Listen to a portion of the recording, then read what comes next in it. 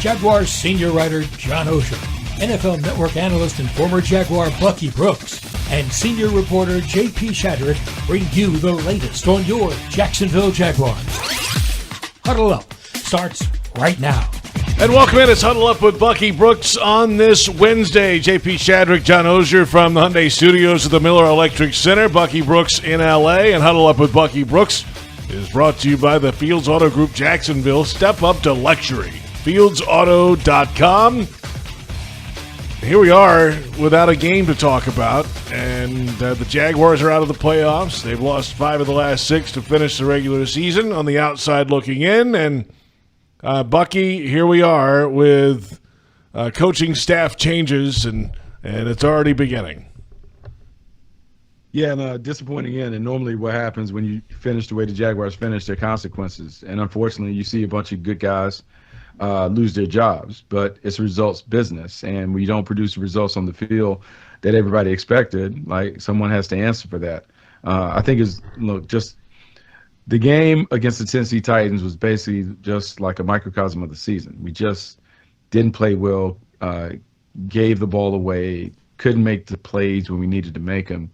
And it's really disappointing because a team that appeared to have a lot of promise and potential, and maybe we overshot that, just fell well short of expectations at a time where we thought the division was there to really own for the next few years.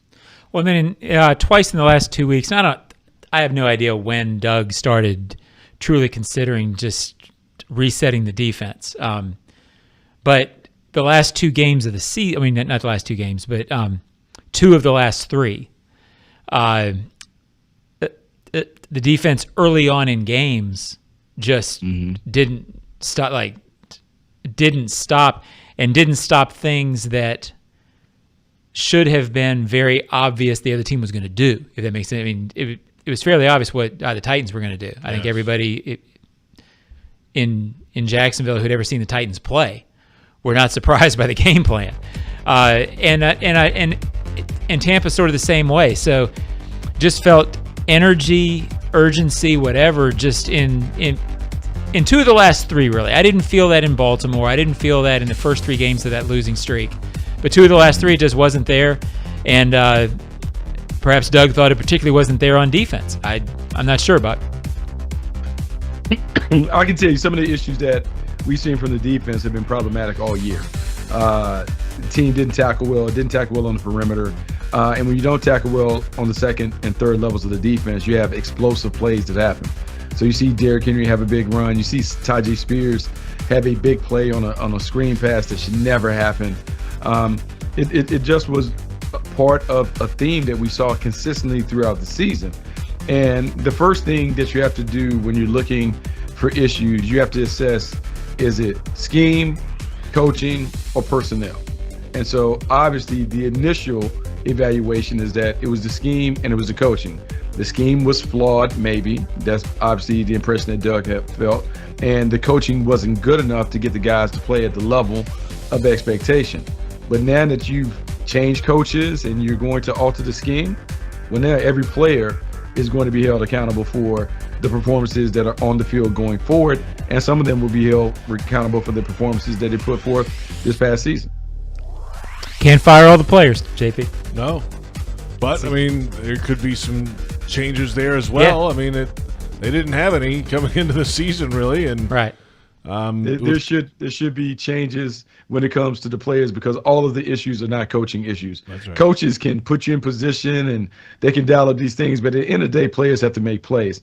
And not enough Jaguars made plays. And that's just the truth of it. One-on-one situations, making plays on the ball, on passes, being able to bring running backs and wide receivers down in space as a defensive back or a linebacker, you got to do that. And then being in your gap, your assigned gap as an interior defensive lineman, that is also a player issue. That's not a coach issue. So right now, it's all the fallout is on the coaches, but please believe players will also suffer some consequences for not failing to perform. Yep. The long off season ahead. That's just on one side of the football. And then there's, of course, the offensive changes. Running backs coach Bernie Parmalee is out, and they did not renew the contract of assistant O-line coach Todd Washington. Those are the offensive changes. And, we'll hear from Trevor Lawrence coming up in a little bit, but It's an offense that didn't live up to the expectation of 30 points per game that they put out there early in the season. I think they were about 22 points per game. They were very horizontal, Bucky, a lot of the season, and the run game was inconsistent, and they couldn't get it done in big spots. No, I couldn't get it done in big spots. And so there are a few things that stood out when we talk about the offense. One, not being able to run the football, even though this is a team that likes to operate on a 60-40 pass-run ratio.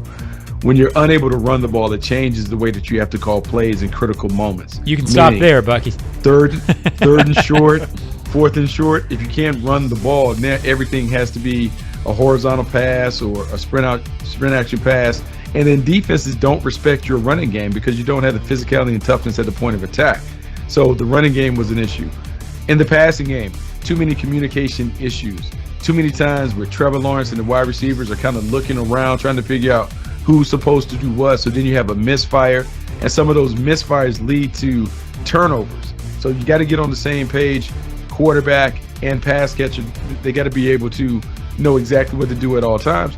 And then the final part is, man, just the offensive line and the struggles there. Not being able to run the ball, not being able to protect the passer, all those things. So no matter who's calling plays, if you can't control the line of scrimmage, it's pointless. And the Jaguars were not able to control the line of scrimmage, and that led to a lot of their woes when it came to whether they couldn't pass it or run it effectively. Well, I'm going to talk because it's my turn, but what Bucky said was dead on. I kind of joked when I said you can stop right there after he said the inability to run. To me, for the last half of the season, that defined the offense and it defined the team for exactly the reasons Bucky said. I get a lot of emails, JP, as you know. I answer emails. Why are they so horizontal? Why do they pass the ball? Why do they call these plays? Well, you're horizontal when you can't run and you don't think you can protect very long. So I kind of understand why they call the plays they do, because they know this is the personnel and how it plays. And the second part is Bucky's exactly right. When teams don't think you can run, when I was in Indianapolis, Peyton Manning talked constantly about we don't necessarily have to run, but we have to establish the threat of the run. The defense has to believe that we will run. When the defense doesn't believe you will run, and when I watched the Jaguars this year, I watched a team where if I was a defensive coordinator, I would not go into games thinking this team can beat us running the ball. They may be able to beat us now and then, but they're not going to consistently run the ball. Well, when that's your approach defensively against a team, then you can gear up to stop the pass all day. You don't really believe they can beat. So until they believe that they can pick up 3rd and 1 and 4th and 1 with the run, teams will play them as if they can't. And that dictates everything else, Bucky. Yeah, I'm a little fired up, and JP. Not only the tone of my voice. Not only picking up short yardage plays on the run, but I'm talking about not a trick-em-dick-em play, like a end around, or we're going to fake like we're running the wedge and we toss it. Yeah, who cares? At some point, you got to be able to line up and go downhill. And the Jaguars have not been able to go downhill. And in those situations, when you're near the goal line and you're talking about having to throw the ball in a 12-yard box because you got 2 yards plus the 10 yards that are in the end zone, it's really hard to complete passes in a tight area. You have to be able to run the football at times, and the Jaguars' inability to run the football really cost them, and it cost them dearly, not only in the red zone, but in a lot of 4th and short situations where they just couldn't convert. We're back in a moment. We'll hear from the quarterback, Trevor Lawrence. He was in the locker room on clean-out day Monday, and also head coach Doug Peterson speaking with the media Monday afternoon. Get his thoughts on the offensive line play. Be one of the first to become a Daily's Place Blue member for this 2024 season. Reserve your premium seat membership or individual luxury experience and enjoy guaranteed seats in the best locations and much more. Email ticketing at boldevents.com or call 904-633-2000. This is Huddle Up with Bucky Brooks.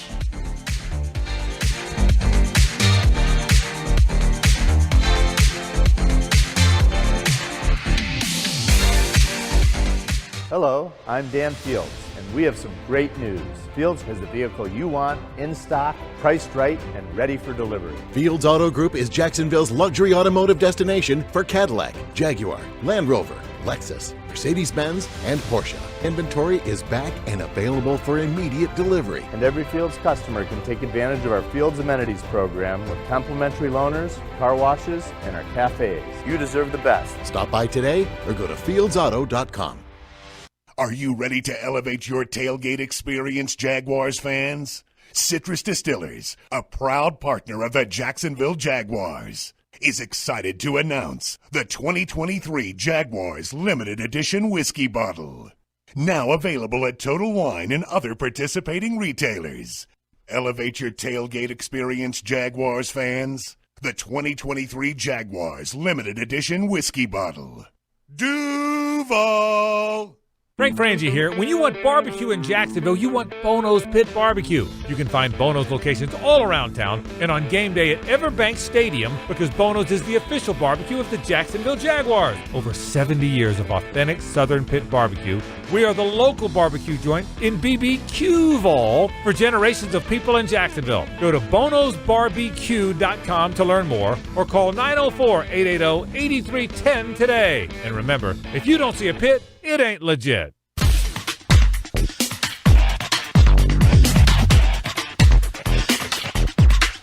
Who knows what the narrative's going to be? I'm sure not good. So, but I don't really care. So it's not really about that for me. It doesn't stunt my growth. I think that's up to me about how much better I get every year, not about what the narrative is. So I know that it's going to be a long offseason, like I said, for us and what people want to say about us, but it doesn't really matter. I think it's going to put that chip back on our shoulder, and we know we got to get better, and we've got a lot of things to work on, and individually it starts with me, but I'm excited. I think I took a lot of steps this year. People can say what they want, but I do feel like there were some areas of my game that I wanted to improve in. I think I did, and now there's some more areas that I need to get better on, and I know I will moving forward. So for me, it's just going back to work, getting better at what I need to get better at, controlling what I can control, trying to just also bring everybody with me too. Like, we all got to get better, and it's gonna make our team better.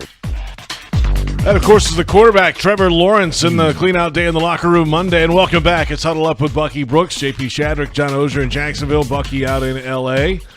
All the press conferences and locker room sound from Monday available at Jaguars.com or the Jaguars YouTube channel. And let's get into Trevor Lawrence's year and now off-season ahead.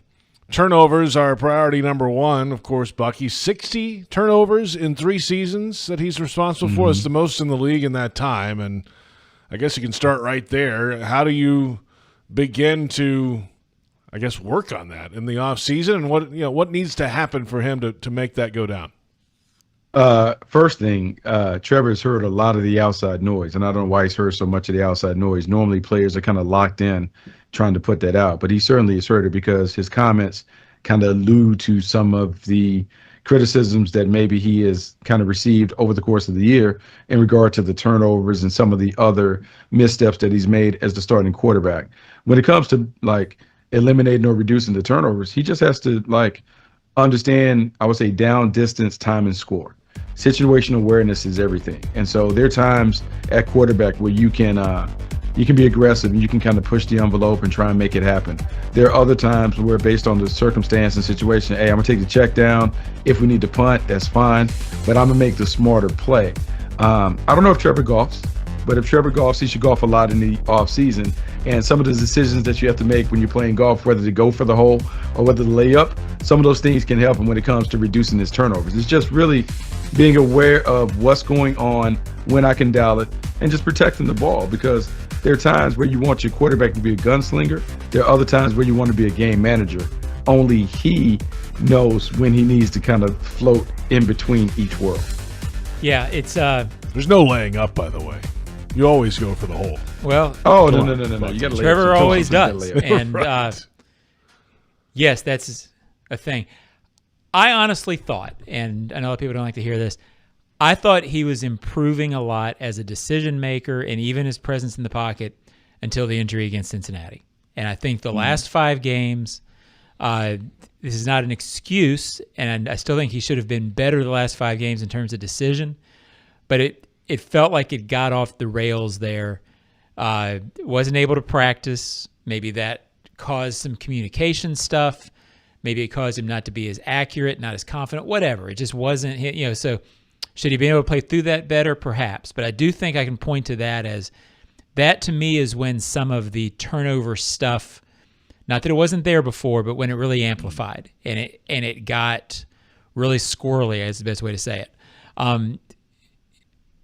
The fumbling in the pocket has to get better. Something that's going to happen, that has to get better. The interceptions really spiked, and I thought the decision-making in the pocket in terms of where he was throwing, maybe actually really spiked after it. You can get better in that situation. You can make better decisions. The people in his ear need to be always emphasizing you don't have to throw 20 picks and take chance throws to be great in this league. You can have seasons of 32-10.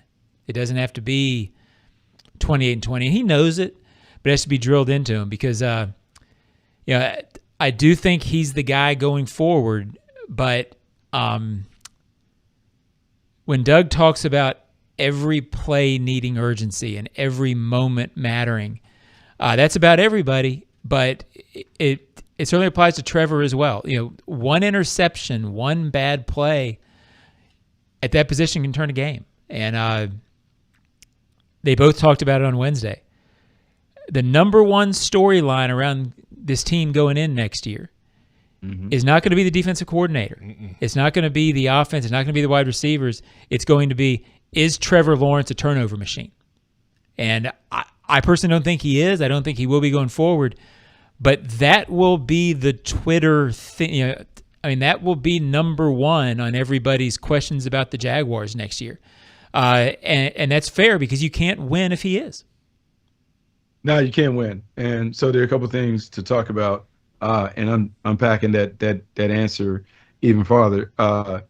60 giveaways, a lot of giveaways, man. It's hard to overcome the giveaways. And in a league where most games are decided by 8 points or fewer, turnovers are the number one deciding factor. Like, I can tell you, if you're +1, you win 64% of your games.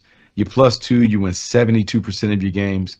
And if you're +3, you win about 91% of your games in the league if you just win the turnover differential by those margins.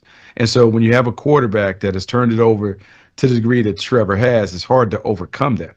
And, Doug talked in this postseason presser about how they felt like down the stretch, so many of the games that they lost were they gave the game away as opposed to the other team doing it. And I would anticipate that the emphasis through our offseason training camp and those things, guys, let's just see if we can eliminate some of these avoidable errors, some of the self-inflicted mistakes, the turnovers, the penalties, and those things. And a lot of it falls on 16, not only in terms of taking the ball away, but making sure everybody understands the snap count and they get off the ball on the same time, that we don't have illegal formations and those things. I think Doug will put a little more pressure on Trevor to take complete ownership of the offense in terms of just the little details, in terms of playing the game the right way. I think that's the next step in Trevor Lawrence's evolution as a franchise quarterback. Has to be. Yeah, it's a must. Moving ahead, let's come back in a moment. A little more defensive talk when we return the week after the season. It's the final Huddle Up with Bucky Brooks.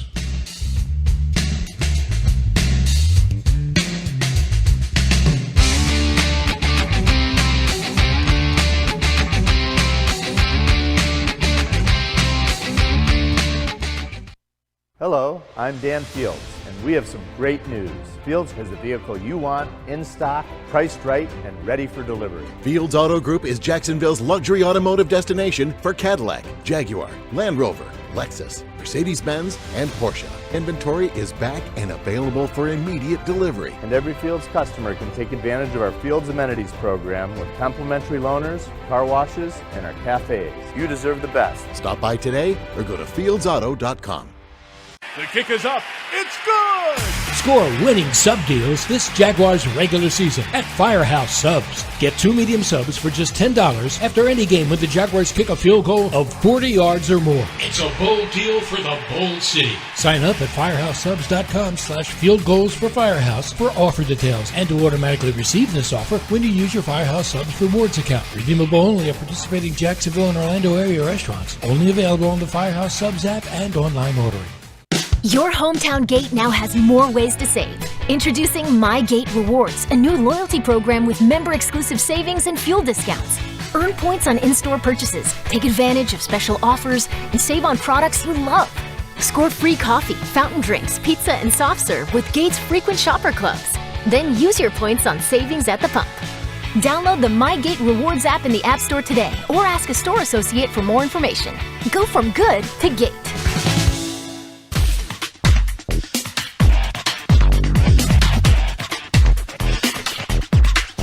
You get down the road during the season and sometimes you do. As coaches, sometimes we say, you know what, we'll get that in the meeting.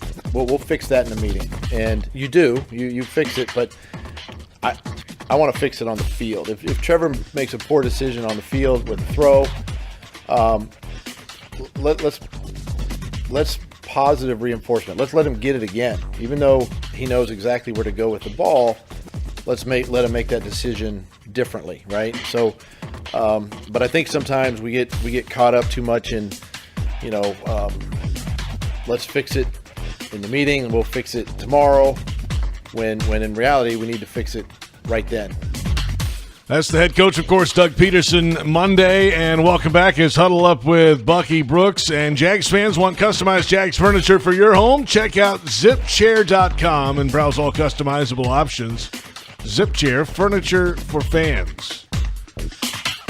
JP Shadrick, John Oehser, and Bucky Brooks on Huddle Up with Bucky Brooks. I thought that was a telling comment there, Bucky, about a lot of things and the way we had talked about throughout the season, especially the second half. Oh, we got to practice better. We got to practice better and bring it to the game and practice better. Well, there you have it. I mean, that's at least his view of how they can improve that moving ahead, Bucky. Yeah, so a lot of people won't necessarily like this because there's been a lot of conversation about the coaching changes in this stuff. But here's what I would say in just interpreting what Doug put out there. He didn't like the way that his vision was being carried out by the coaches. There's a certain way that he wants his team to practice. There's a certain way that he wants his team to play. And he feels like some of what his wishes and desires were lost in translation. So when Doug stands up there and he used Trevor as an example of, hey, when we make a mistake, I want us to correct it on the field before we move forward.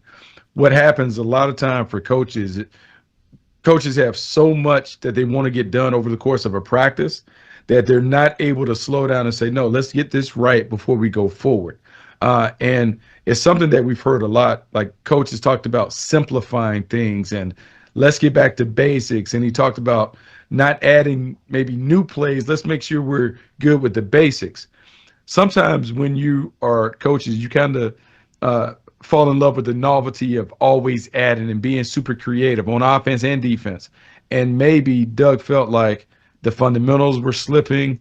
They didn't do the fundamental things well on each side of the ball. So maybe I want someone that is a little more committed to teaching and being very detailed and disciplined with those things. And maybe I just need to have guys that fully communicate and articulate the whys behind what we're doing. This is why we're calling this play. This is why your role in this play is important. Here's the bigger picture, and here's how you fit into the puzzle. That's why you need to take an outside release on a certain route, because number two is going to run an out-breaking route. If you go inside, you bring the corner closer to him. Being able to explain those little nuances, maybe it'll help the team execute better because maybe they need those details to be able to play at a high level and play faster and more efficiently. Yeah, and it's a bit of a philosophical thing too. I mean, there are coaches who believe in not repeating anything during practice because you're not going to be able to repeat it during the game. So, but you also have to know what kind of team you have. And if your team is advanced enough to practice that way, or if you need to correct on the field. So, yeah, it's pretty evident what Bucky said. clearly something was not getting translated in what Doug wanted, because there are 10 coaches not here anymore. Get them on the same page. Get them believe. No matter what you believe, get them believing what you believe. Everybody be on the same page. If right, wrong, or indifferent, speak the same language. Yeah. So here's the thing. Like, and coaches will talk about this. Like, we all have a vision for how we want the team to be, right?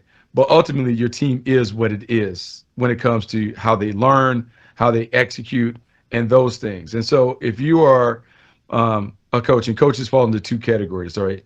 You're either a schemer or you're a fundamentalist.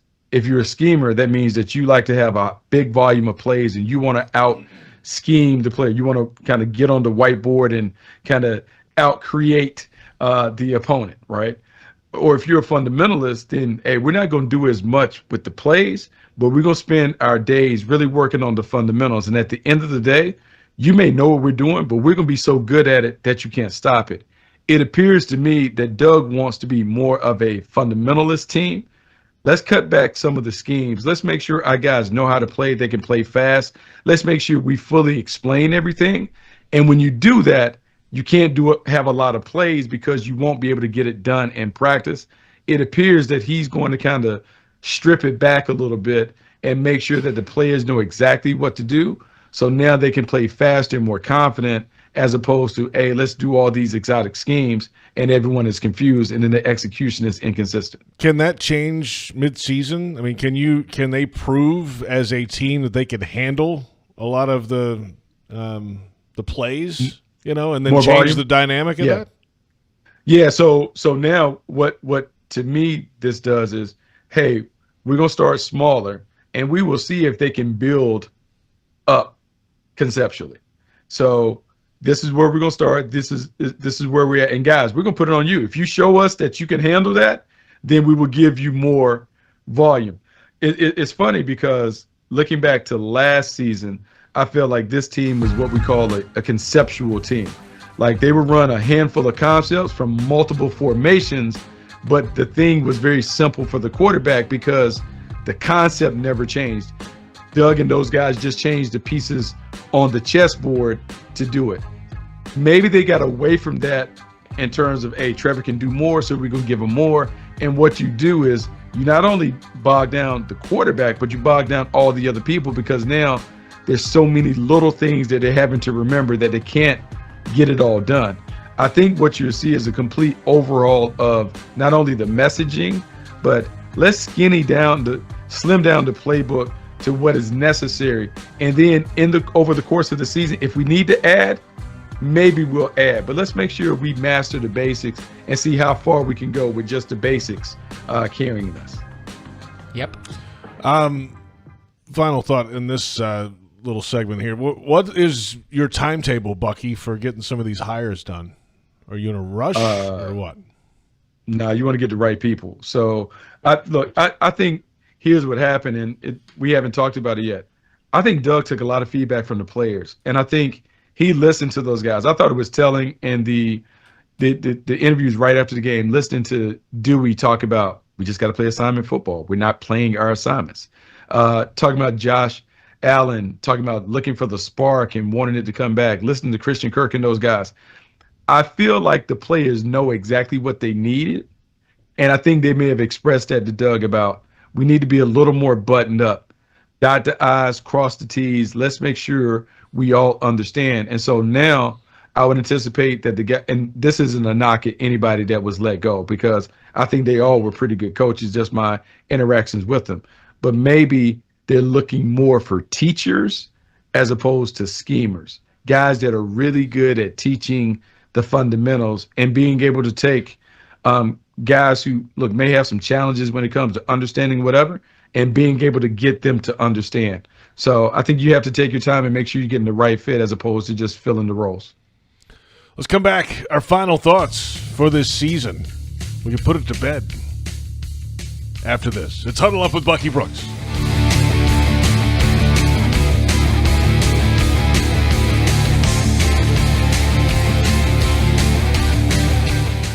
Hello, I'm Dan Fields, and And we have some great news.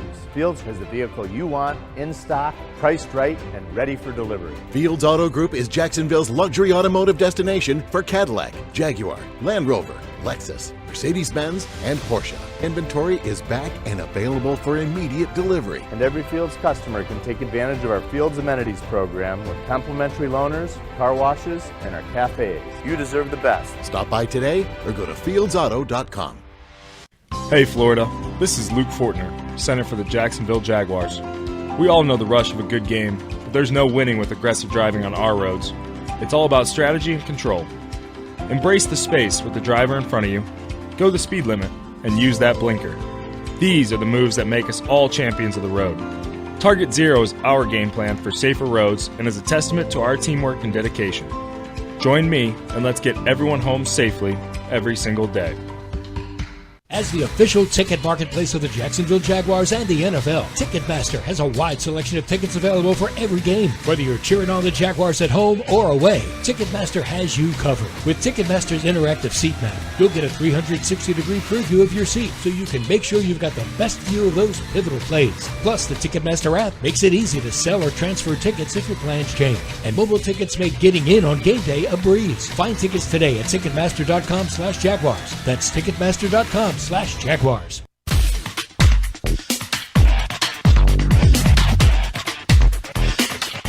We lost the game more than them winning the game, and that's really kind of been our season. When you take a look at the whole thing, and I tried to communicate this with the team, it's like everything is connected, right? Everything is connected. Go back to week 1, week 2. We play the Chiefs in week 2, and I mentioned to the team how this could have playoff implications, even in week 2.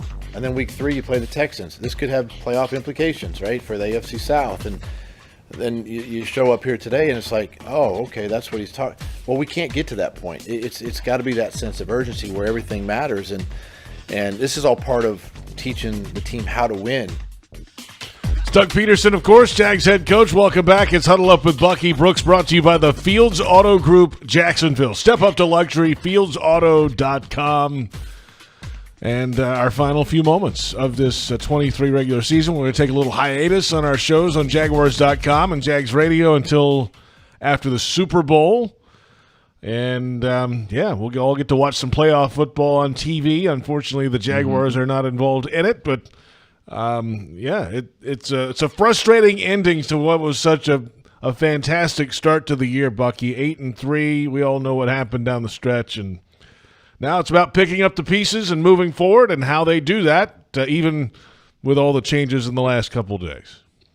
Yeah, there's that. But look, it's certainly disappointing. You're 8-3. You expect to be one of the top seeds in the playoff field, and you expect to have an opportunity to play for the Super Bowl. You don't get that done. I think if you're Doug Peterson, what you try and do while being brutally honest and assessing where you are, you do take solace in the fact you got back-to-back winning seasons. First time it's been done in Jacksonville in a long time. Now what you want to do is you want to make sure that you don't necessarily panic, but you want to make sure that you put a process in place that takes the team where they are and helps them elevate. And so now you have a greater sense of your team in terms of the process and what they need. And maybe some of the assumptions that went into the thought process last year, well, maybe you wipe those away and you kind of treat them, I won't say like a high school team, but you try and over-communicate the things that you want done. Because he talked about teaching this team how to win, letting them know that everything matters. I think sometimes as coaches, as followers, we can just assume that you're going to pick up where you left off. And Doug was in the same team. We were in Green Bay, and Fritz Sherman used to talk about there's no guaranteed next step. So no matter how the season ends, you always got to start back at step one. And so maybe this is just a reminder, a painful reminder, that no matter how good we thought the team was going to be or how good the team is from a personnel standpoint, you got to teach them how to do it, how to win games from square one. And so maybe we'll see a different plan in place when it comes to mini camps and off-season workouts. Yeah, you used to, I read more about Joe Montana than I ever heard. I didn't cover Joe, but Peyton did the same thing where first day of training camp, first day of OTAs, they have a fresh new notebook, and they're taking notes on the first thing the coach says, which is usually, where the first team meeting is. But it's a symbolic I am starting over. I am learning everything. So there's certainly that. And I think what's important to remember, and as things sift out, Doug will realize it, already knows it, obviously, but they're starting from 9-8. You're not starting from 3-14.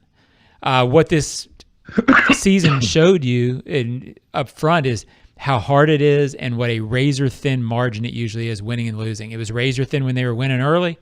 It was pretty thin. You know, we were talking today. Kick a field goal against Cincinnati, we're probably not talking about all this. So it's that thin. But you can't, as Bucky said, you can't fool yourself into thinking you've got certain things. You have to restart, refocus. One thing that I liked, and I said this on a couple of different airs, Travis Etienne the other day was talking about realizing there's only a few chances you get at this thing. Cisco said the same thing after the game. And I think that will resonate with a lot of these. They're same draft class, right? Going into their fourth year. A lot of guys maybe in their third, fourth, fifth year around here maybe realized, oh, this is, you're not guaranteed anything. And we're not guaranteed to be here. We're not guaranteed how long this lasts. Let's listen to Doug, what he said all year to us about savoring every moment and having urgency in every step, and every game matters. They were certainly saying in the locker room. Let's see now if it's what they're feeling when they report back here in August, and what they're acting like next October. Yeah, no, I think it's important that you talk about that, because you talked about like starting off at 9-8. It appeared that this team kind of thought that after the playoff win against the Chargers and coming up just short against the Kansas City Chiefs, that they would pick up right there. And maybe that led to maybe a little complacency when it came to just dialing in and doing those things. And so you talked about Peyton having the blank notebook. So maybe some of those guys may have kind of like checked out during the early part of the things when they were putting in the things that are rudimentary. We got this, I got that, or whatever. And then subconsciously you begin to kind of slip on the details. I think this would be a reminder to the coaching staff not to let those guys become complacent. Like, coach them hard when it comes to the details. And that's the only way to get them to kind of live up to their potential, by not relenting on what the expectations are each and every day. Yeah, to bore you with one more Peyton Manning story, JP. He went so far as on getaway day, he cleaned out his locker. It was it was empty on getaway day until the first day of the off-season program. And asked about it once, he said, it's a new year. You know, you're not guaranteed anything. You're not guaranteed to be back. He obviously was going to be back, so it's an exaggeration. But every year's a new year. And that was just sort of a message to himself. But every year's a new year, and you have to approach it that way. All right, final thoughts here. First off, Bucky, what's the most attractive head coach opening right now? Ooh. I think a lot of people will say the Chargers just because of the quarterback, Justin Herbert. But they have their own issues when it comes to dealing with the cap and those things. But look, man, there's so many jobs available right now. I know, right? Bananas. May not be done yet. I would say the Chargers. I would also say the Seattle Seahawks would be an attractive offer, because you talk about a winning program with young players in place that can kind of be there when you take over. That would be a very attractive job. Well, and Schneider's staying there, right, Buck? I mean, he's still right now. Yeah, I think he signed. He signed through 2027. So the organization is still the organization. Yeah. So yeah, that's a good job. Yeah. And Pete will still be there. Everything is stable when it comes to that. And look, but it goes with the quarterback. People are chasing quarterbacks. You have to have a quarterback to have a chance. And if you don't have one, man, it's tough sledding. So if you got Herbert in Seattle, it's a great job. Excellent job. Excellent. You take that everything job. You want. Yeah. Everything that you want. All right. That'll do it for our show. Have a good few weeks, Bucky, and we'll circle up again, I suppose, after the Super Bowl. Yeah, it should be fun. Like once we get past that, back to 0-0. Then we can be optimistic all over again. We're gonna clean out our lockers, get a fresh new notebook, and meet you again the week after the Super Bowl. That's Bucky Brooks, John Oehser.